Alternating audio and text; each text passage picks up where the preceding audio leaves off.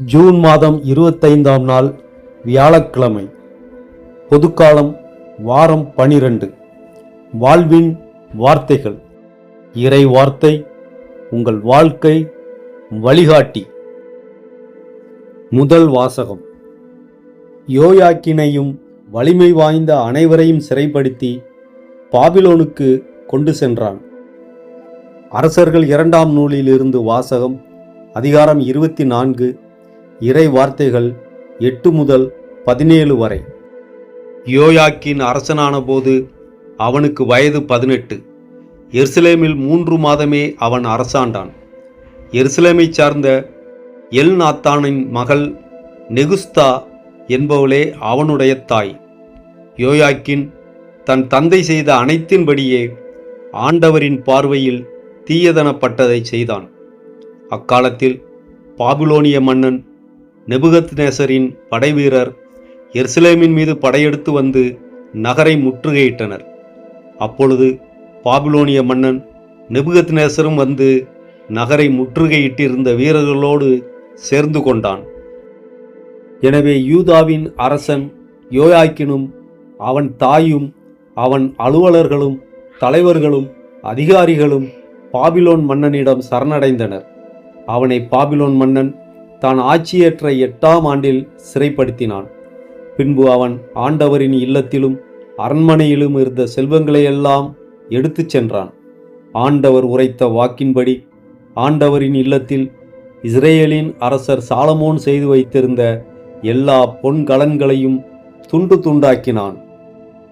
மேலும் அவன் எருசலேம் முழுவதையும் தலைவர்கள் அனைவரையும் ஆற்றல் வாய்ந்த 16,000 படைவீரர்களையும் சிற்ப கலைஞர்களையும் கொல்லர்களையும் நாடு கடத்தினான். நாட்டில் ஏழை மக்களைத் தவிர எவரையும் விட்டு வைக்கவில்லை.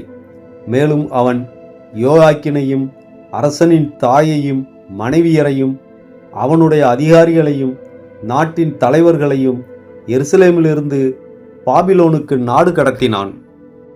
மேலும் வலிமை வாய்ந்த 7,000 பேர்களை கொண்ட முழு படையையும் போர்த்திறனும் உடலாற்றலும் கொண்ட 1000 தச்சர்களையும் கொத்தர்களையும் அவன் சிறைப்படுத்தி பாபிலோனுக்கு கொண்டு சென்றான். யோயாக்கினுக்கு பதிலாக அவனுடைய சிறிய தந்தை மத்தனியாவை அரசனாக்கி அவனது பெயரை செதேக்கியா என்று மாற்றினான். ஆண்டவரின் அருள்வாக்கு. இறைவனுக்கு நன்றி. பதிலுரை பாடல்.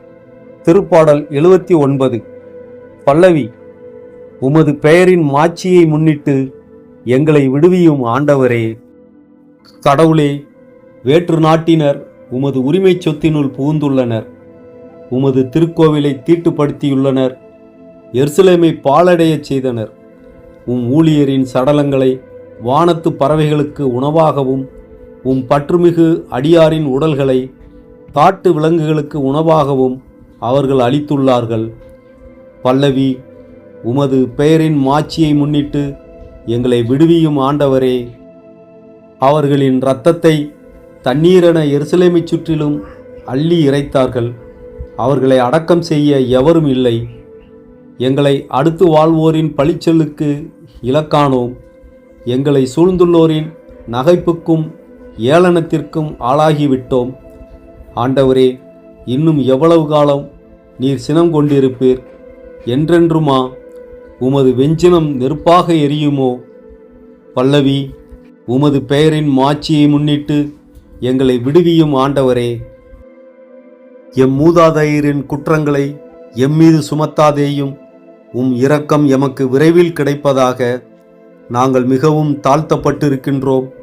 எங்கள் மீட்பராகிய கடவுளே, உமது பெயரின் மாட்சியை முன்னிட்டு எங்களுக்கு உதவி செய்தருளும். உமது பெயரை முன்னிட்டு எங்களை விடுவித்தருளும். எங்கள் பாவங்களை மன்னித்தருளும். பல்லவி. உமது பெயரின் மாட்சியை முன்னிட்டு எங்களை விடுவியும் ஆண்டவரே. நற்செய்திக்கு முன் வாழ்த்தொலி. அல்லேலூயா, அல்லேலூயா. என் மீது அன்பு கொண்டுள்ளவர் நான் சொல்வதை கடைபிடிப்பார். என் தந்தையும் அவர் மீது அன்பு கொள்வார். நாங்கள் அவரிடம் வந்து அவருடன் குடிகொள்வோம் என்கிறார் ஆண்டவர். அல்லேலூயா. நற்செய்தி வாசகம். கற்பாறை மீதும் மணல் மீதும் கட்டப்பட்ட வீடுகள். மத்தேயு எழுதிய தூய நற்செய்தியிலிருந்து வாசகம். அதிகாரம் 7, இறை வார்த்தைகள் 21 முதல் 29 வரை. அக்காலத்தில் இயேசு தம் சீடரை நோக்கி கூறியது: என்னை நோக்கி ஆண்டவரே ஆண்டவரே என சொல்பவரெல்லாம் விண்ணரசுக்குள் செல்வதில்லை, மாறாக விண்ணுலகிலுள்ள என் தந்தையின் திருவுளத்தின்படி செயல்படுபவரே செல்வர். அந்நாளில் பலர் என்னை நோக்கி, ஆண்டவரே ஆண்டவரே, உம் பெயரால் நாங்கள் இறைவாக்கு உரைக்கவில்லையா? உம் பெயரால் பேய்களை ஓட்டவில்லையா? உன் பெயரால் வல்ல செயல்கள் பல செய்யவில்லையா என்பர். அதற்கு நான் அவர்களிடம், உங்களை எனக்கு தெரியவே தெரியாது. நெறிகேடாக செயல்படுபவரே, என்னை விட்டு அகன்று போங்கள் என வெளிப்படையாக அறிவிப்பேன். ஆகவே நான் சொல்லும் இவ்வார்த்தைகளை கேட்டு இவற்றின்படி செயல்படுகிற எவரும் பாறை மீது தம் வீட்டை கட்டிய அறிவாளிக்கு ஒப்பாவார்.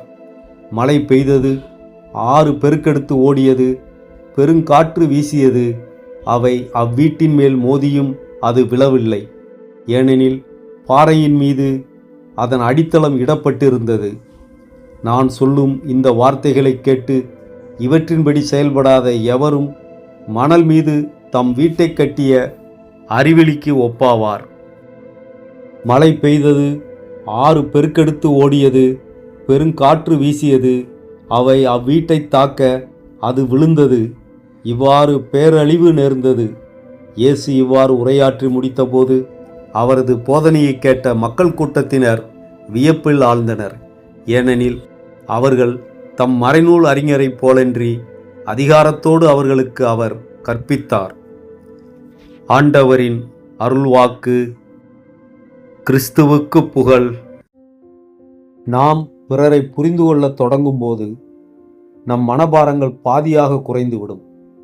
தினமும் காலையில் எழுந்ததும், இன்று நான் சந்திக்கும் எல்லாரிடமும் அன்பாக இருப்பேன் என்று ஒருமுறை மனதிற்குள் சொல்லிக் கொள்ளுங்கள். அது நாள் முழுவதையும் உற்சாகமாக மாற்றும். நல் மனநிலை மற்றும் பிறரை புரிந்து கொள்ளும் அருள் வேண்டி ஜெபம். அன்புள்ள இறைவா, நீர் எனக்கு கொடுத்த இந்த அழகான வாழ்க்கைக்காக உமக்கு நன்றி.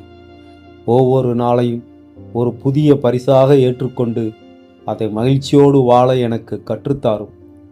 என் உள்ளத்தில் இருக்கும் கவலைகள், சோர்வுகள் மற்றும் எதிர்மறை எண்ணங்கள் அனைத்தையும் நீக்கிவிடும். உம்முடைய பேரன்பினால் என் இதயத்தை நிரப்பும். இறைவா, என்னை சுற்றியிருப்பவர்களை அவர்களின் சூழ்நிலையோடு புரிந்து கொள்ளும் நல் மனதை எனக்குத் தாரும். யாரையும் எளிதில் தீர்ப்பிடாமல் பிறருடைய பலவீனங்களை சகித்து கொண்டு அவர்களின் இடத்தில் என்னை வைத்து பார்க்கும் அன்பான இதயத்தை எனக்குத் தாரும். என் வார்த்தைகளும் செயல்களும் பிறரை காயப்படுத்தாமல் அவர்களுக்கு ஆறுதலாகவும் ஊக்கமளிப்பதாகவும் இருக்கட்டும். அன்றாட வாழ்க்கையின் சவால்களோ ஏமாற்றங்களோ உடல் சோர்வோ என் மன அமைதியை குலைக்க அனுமதிக்காதேயும். எல்லாம் நன்மைக்கே என்ற நேர்மறை எண்ணத்தோடு ஒவ்வொரு காலையையும் நான் புன்னகையோடு வரவேற்க அருள் தாரும். என் மனதில் தேங்கி நிற்கும் கவலைகள், கடந்த கால காயங்கள், எதிர்காலம் பற்றிய பயங்கள் அனைத்தையும் உமது பாதத்தில் சமர்ப்பிக்கிறேன். எனக்குள் ஒரு புதிய ஆற்றலை நிரப்பி எப்போதும் துடிப்போடும் மகிழ்ச்சியோடும் வாழச் செய்யும். இன்று முதல் என் முகம் எப்போதும் மகிழ்ச்சியை பிரதிபலிக்கட்டும். என் உள்ளம் எப்போதும் அமைதியால் நிறையட்டும். ஆமேன். திருச்சிலுவை அடையாளத்தினாலே தீயோனிடமிருந்து எங்களை விடுவித்தருளும் எங்கள் இறைவா. தந்தை, மகன், தூய ஆவியார் பெயராலே ஆமேன். திருச்சிலுவை நமது அடையாளம். இறைவா, நீ ஒரு சங்கீதம், அதில் இணைந்தே பாடிடும் என் கீதம். இறைவா, நீ ஒரு சங்கீதம், உன் கரம் தவழும் திரு யாழிசை, அதில் என் மனம் மீட்டிடும் தமிழ் எழிசை. இறைவா, நீ ஒரு சங்கீதம்.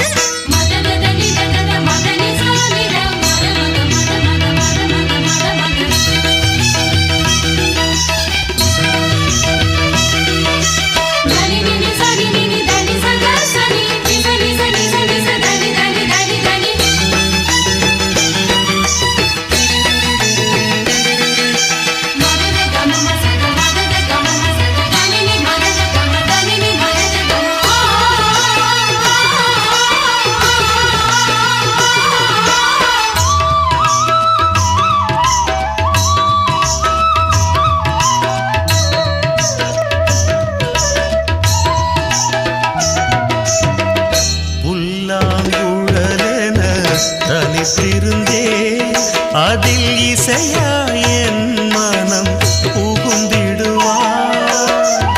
புல்லாங்குழலென தனித்திருந்தேன் அதில் இசையா என் மனம் புகுந்திடுவார். பாவிய நெஞ்சமும் துயில் கலையும் புது பாடலால் உன்னகம் இணைந்திடுமே.